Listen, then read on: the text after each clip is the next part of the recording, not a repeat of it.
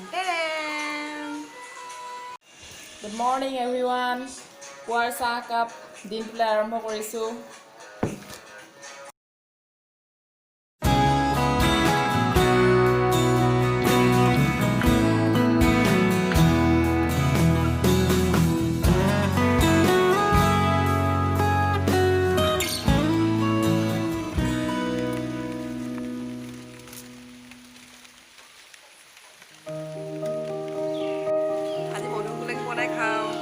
আছে এতিয়া ইয়াতে অলপ টেঙা পাত দি দিম। টেঙা পাতটো সিজাৰ পিছত নমাব পৰা হৈ যাব। কবিৰ বইল, ইয়াত পানী, কবি, ইয়াত অকণমান নিমখ দিম আৰু একো নিদিওঁ। এইটো এনেকৈ হৈ যাব, ভাল লাগিব খাবলৈ, টেষ্ট হ'ব। অলপ নিমখ দি দিম, অলপ দিছোঁ নিমখ, বেছি নহয় অকণমান সিজিবলৈ হ'ব।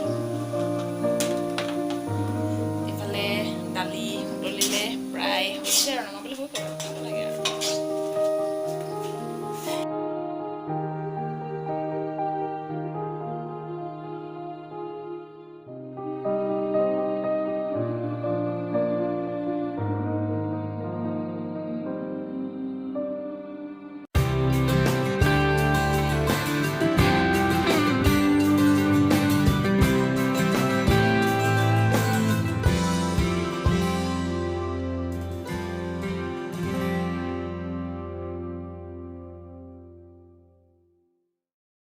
এই সাজ আমাৰ ভাতৰ থালিখন খাবলৈ হৈ গ'ল।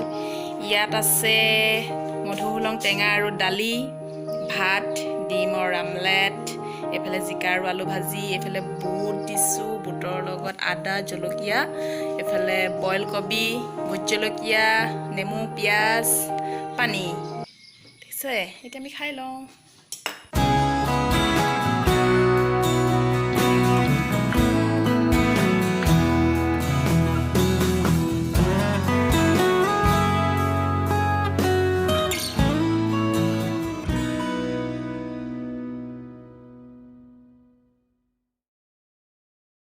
কামবোৰ শেষ হোৱাৰ পিছত খাই বৈ উঠি মেলি আৰু ভাবিলোঁ মুখত এটা ফেচ পেক লগাওঁ।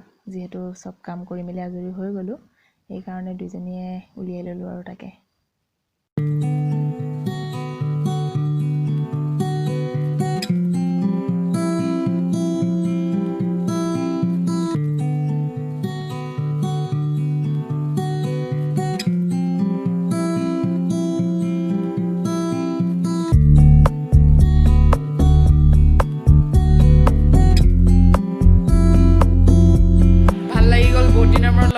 সন্ধিয়া যিহেতু হ'ল, একাপ চাহৰ বহুত প্ৰয়োজন হয় নহয়?